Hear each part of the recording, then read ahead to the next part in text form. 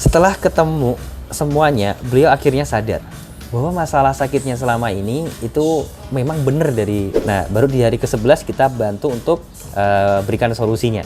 Ternyata beliau ini mengalami...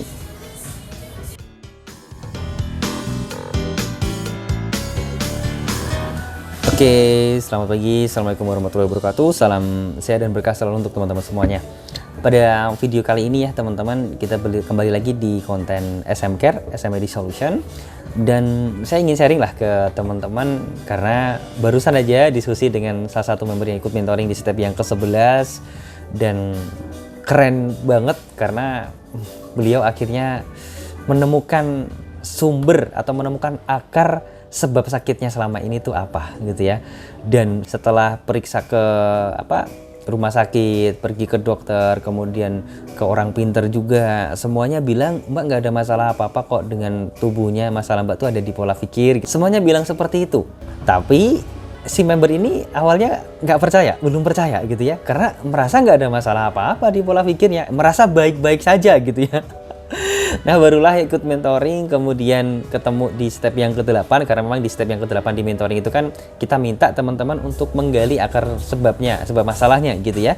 Dan ada caranya. Caranya ada di video mentoring pastinya ketika teman-teman ikut mentoring nantinya. Nah, baru di hari ke-11 kita bantu untuk berikan solusinya. Karena ada jadwal diskusi biasanya di hari ke-11 bagi teman-teman yang ikut mentoring VIP maupun yang VVIP gitu ya. Nah, setelah ketemu semuanya, beliau akhirnya sadar bahwa masalah sakitnya selama ini itu memang benar dari pola pikirnya. Pola pikirnya kenapa? Ternyata beliau ini sadar bahwa sebelum sakit itu beliau mudah marah, temperamen, sangat-sangat preventif banget, punya trauma yang sangat-sangat mendalam gitu ya. Bahkan sampai efeknya beliau sangat-sangat preventif banget kepada anaknya, sering marah lah. Kemudian anaknya pergi jauh kemana, pulangnya agak sore dikit dimarahin katanya gitu. Bahkan juga ya mohon maaf nih, sering main tangan juga. Jadi ya agak-agak keras dan kasar menjurusnya. Nah, kenapa bisa seperti itu? Gitu ya, kenapa bisa seperti itu? Nah, setelah beliau cerita semuanya, menulis semua soal shifting break-nya, ternyata beliau ini mengalami trauma di masa lalu teman-teman. Jadi pernah dalam tanda kutip dibully gitu ya, dan bahasanya ya dilecehkan juga oleh orang terdekatnya.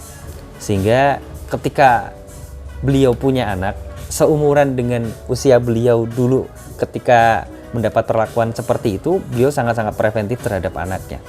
Ya. Dan apa yang terjadi ya mengubah cara beliau dalam mendidik anak. Gitu ya, mengubah bagaimana cara bersikap terhadap anak. Nah, saya di sini ingin menggambarkan ke teman-teman bagaimana trauma tersebut akhirnya bisa menjadi sebab sakit yang dirasakan oleh salah satu member yang ikut mentoring ini gitu ya. Jadi kalau teman-teman lihat di layar yang teman-teman bisa saksikan sekarang ya, bahwa kondisi beliau yang tadi saya cerita itu kondisinya di sini sakit ya, dan sakit ini udah lama, kalau nggak salah 1,5 tahun kalau nggak salah ya. Beliau sudah ke dokter lah, beliau sudah ke orang pinter gitu ya, dan obatnya katanya banyak juga gitu. Nah, sakit ini terjadi ternyata karena apa gitu ya? Karena disebabkan oleh di sini asam lambung yang kambuh. Nah, asam lambungnya naik gitu ya. Nah, ternyata ketika periksa ke dokter dan ke orang pinter yang semuanya bilang ini gara-gara pola pikir, beliau belum percaya. Gitu ya. Nah, kalau asam lambung kambuh ternyata dari pikirannya. Nah, setelah ikut mentoring barulah percaya. Nah, artinya apa? Sebab asam lambung kambuh itu datangnya dari pikiran.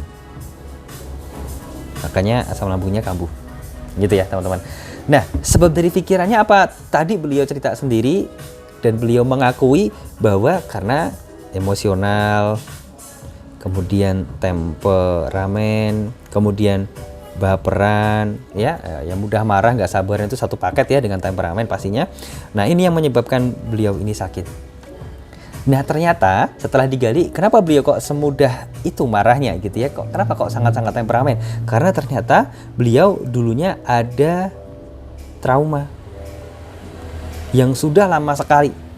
Beliau ngalamin trauma ini di 10 tahun ya, di usia 10 tahun. Sekarang beliau punya anak usianya sama juga. Jadi ketakutannya semakin menjadi-jadi dan membuat beliau semakin preventif, semakin mudah emosi terhadap anaknya, dan ya pikirannya jadi nggak karuan, jadi stres gitulah ya, ibarat kata di sini lebih mudah stres gitu ya, akhirnya asam lambung kambuh dan akhirnya menjadikan beliau sakit.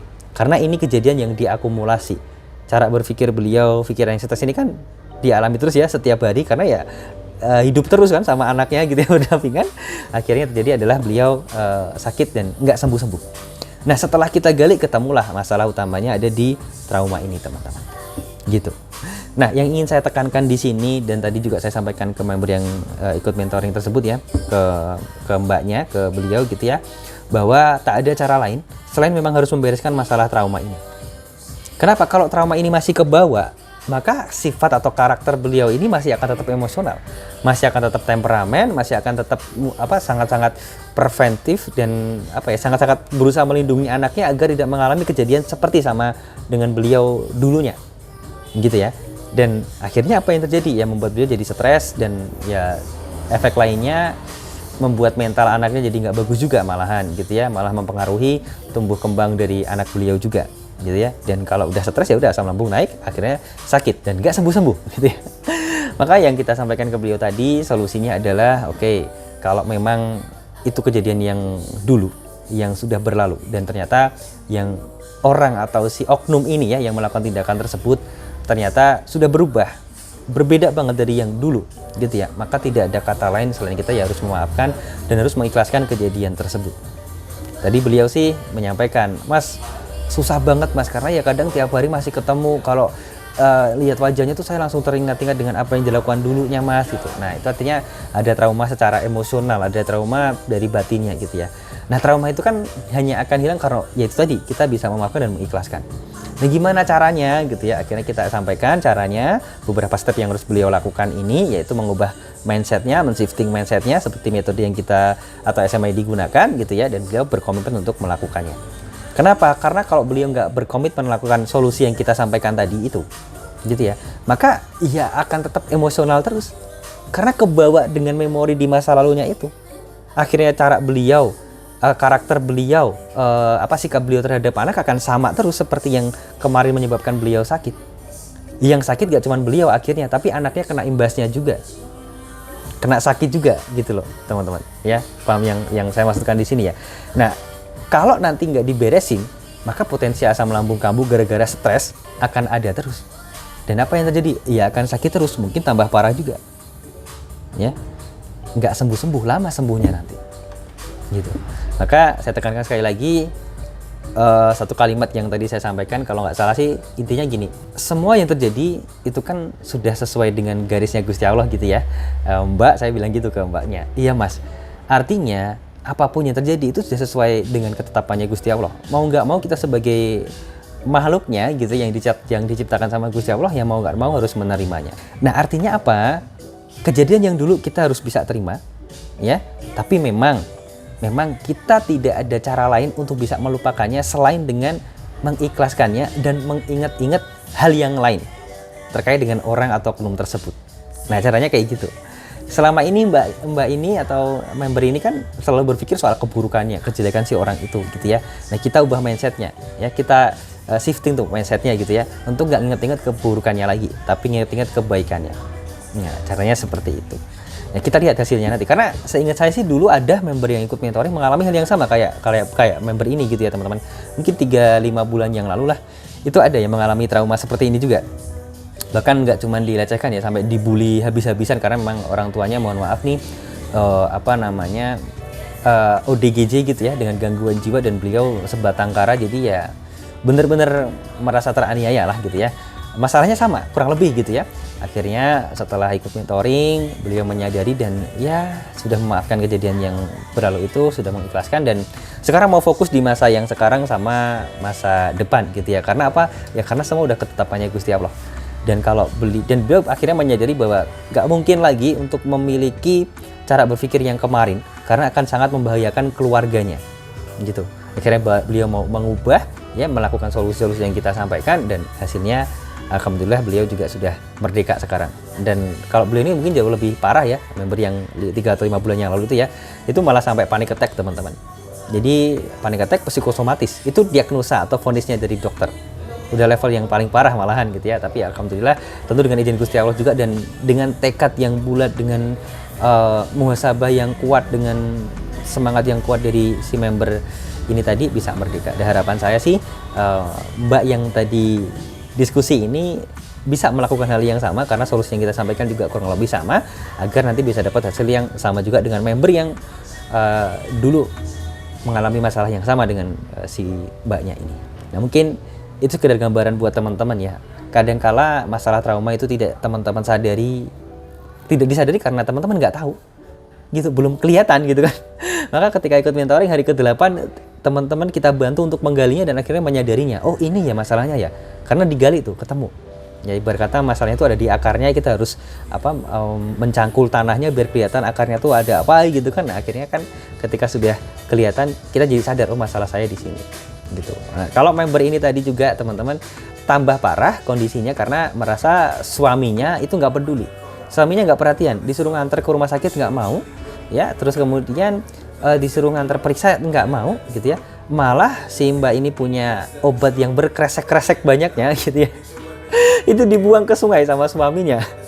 Merasa wah suamiku kok jahat banget gitu ya. Tapi sebenarnya ternyata setelah Mbak ini gali gitu ya, suaminya ternyata nggak jahat. Suaminya bahkan sayang banget dari yang dia perkirakan.